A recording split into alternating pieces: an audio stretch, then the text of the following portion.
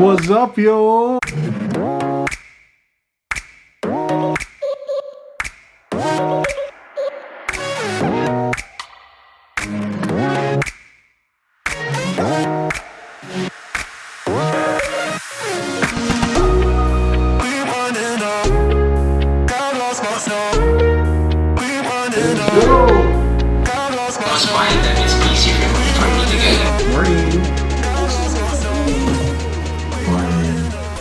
Inaanto ka pa.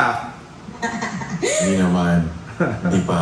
Hindi pa lang gising yung boses ko, pero kanina pa ako gising. Di ba we talked about putting together like the revenue forecast for the year, breaking it down per creator, per vertical, the growth versus last year, revenue per client, etc. etc. And see ano yung pwede natin gawin to grow for 2022 ending. Ilang percentage yung pending collection? I'll get back to you on that. Check ko lang with Rob. Oh, pero congratulations ha, you guys almost doubled. Yeah. As in, WTF. Okay, pero congratulations ha, you guys literally crushed it in the middle of a pandemic. That's Thank you, Chief. That's not easy to do. Yo! Hi guys! So, meron akong bagong monitor dito. This is the new Samsung Smart Monitor. The world's first smart monitor. Yun yung tawag nila dito. This model is called the Smart Monitor M732. Unboxing knife courtesy of Sneak Attack. Kita nyo naman, this day has been incredibly busy for me. I just finished a call with my team for the talent management agency kasi we're finalizing what our plans are and targets are for the year. So, yun pa lang yun. Meron pa tayong call mamaya naman with another partner. So here we have it. This is the Samsung Smart Monitor that I was talking to you guys about. Na-setup ko na siya. And what makes it smart, siguro iniisip nyo what makes a monitor smart, is that you can actually use it without even connecting it to your laptop. So kung titingnan niyo yung screen dito, meron siyang connect Bluetooth keyboard and mouse. Meron din siyang capability na mag-connect sa Microsoft 365 or a web service so that you can use this even if hindi mo dala laptop mo. Di ba kasi usually ang style, nahulog yun ako, yung style ng mga tao is that they will, yan, ayusin natin, is that they will bring their laptop tapos kakabit nila sa monitor. Yung style dito, pwede mong gawin yon, or kung gusto mong di mo na gamitin yung laptop mo, pwede rin. Pwede mo siyang gamitin na direktang na kable, so HDMI like what I'm doing right now, or you can also do it remotely via AirPlay or Samsung DeX or any other type of casting device. Kasi pwede mo gamitin yung remote control para pumunta sa home. Tapos pag pumunta ka sa home, you can actually go there to source and then determine if you want it to, yan o, tingnan ninyo, pwedeng PC on screen, HDMI, or yung connection guide. Yung PC on screen, yan yung parang built-in smart PC sa loob ng monitor. O di ba nakakaaliw? If you guys wanna check it out, I'll link it down below where you guys can order one. Pero sobrang nakakatuwa talaga siya. Smart monitors. Boom! From Samsung. Hello! Oy, nasa vlog ka. Gusto kong hi. Hello. Nasa vlog na ako. Kamusta? Okay lang, sir. Sino na yung So tuloy na tayo. Kailan yung date nun sa atin? 19 tayo, sir. 3 days, 17 hours. So 4 technically. Okay. O yun. So guys, make sure to check it out. I'll link down below if you guys wanna check out the class, learn how to be a creator, lalo na yung business side of things. Just click the link down below. It's just 1,250. This is our third wave.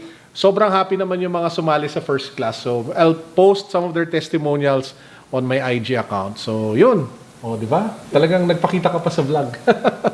Pakita pa ako. Sikat na ako, sir. So, the Unbox Greenhills, I'm going to deliver these special edition repacks.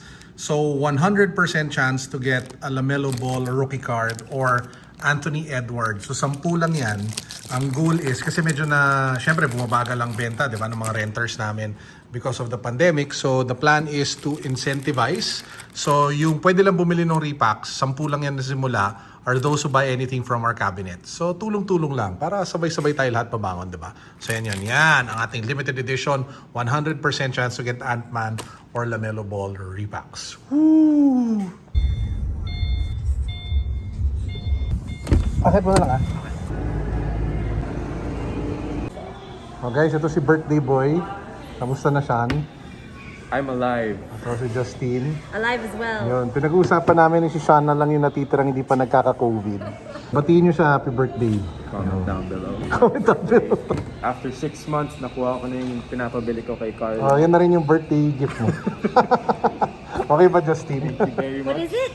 Oh! It's an organizer. I'm a tito like that. You're a tito! Yes.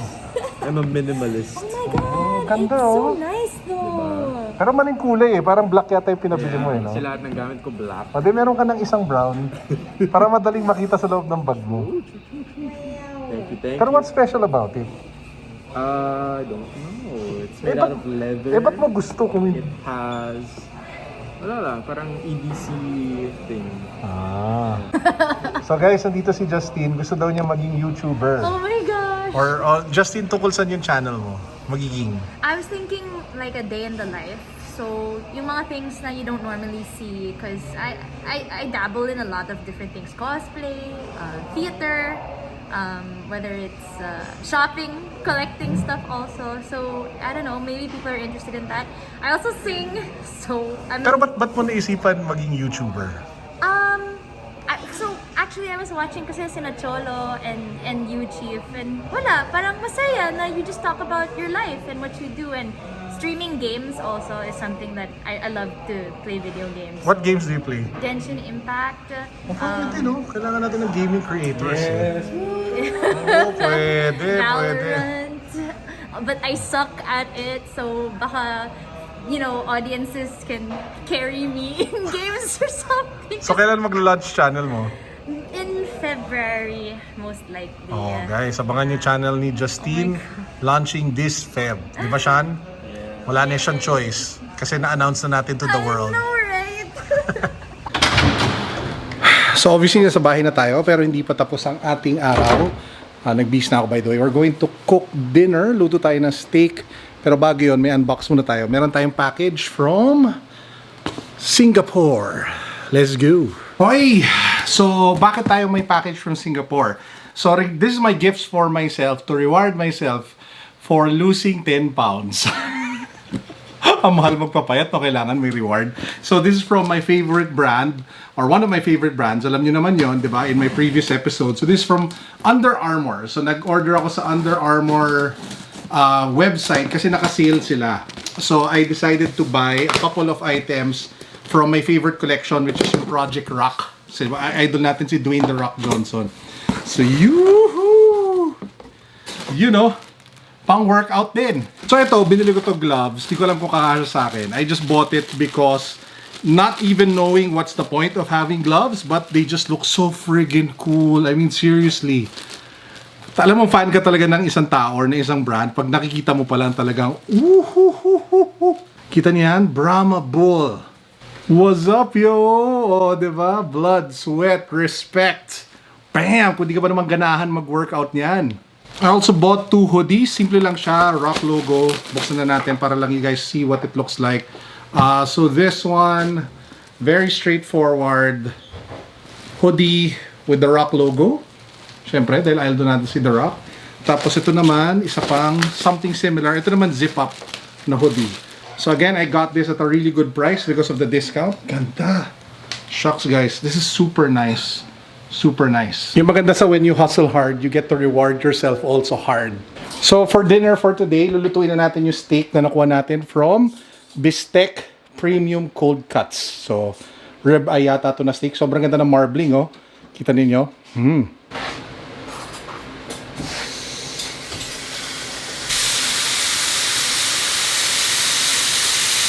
Butter! Ang bango! Steak! Kapal, oh. Grabe. Hindi ko rin, parang 1 inch yata yung cut niyan. So that was a really good dinner. Patok yung steak. Nagustuhan ni Mrs. Now at this point, I just need to spend a couple of minutes sa treadmill. Dahil malayo-layo pa ako sa aking step count goal. Nasa 3,500 pa lang tayo. So I'll probably spend 30 minutes walking. Pampatunaw na din ng steak na kinain natin. And then, yun na yata yun. I might end the vlog there. I'm not too sure kung i-record ko pa kasi mag-road trip pa kami ni Mrs. So, one of the things that we do to distress is to actually just go on a drive.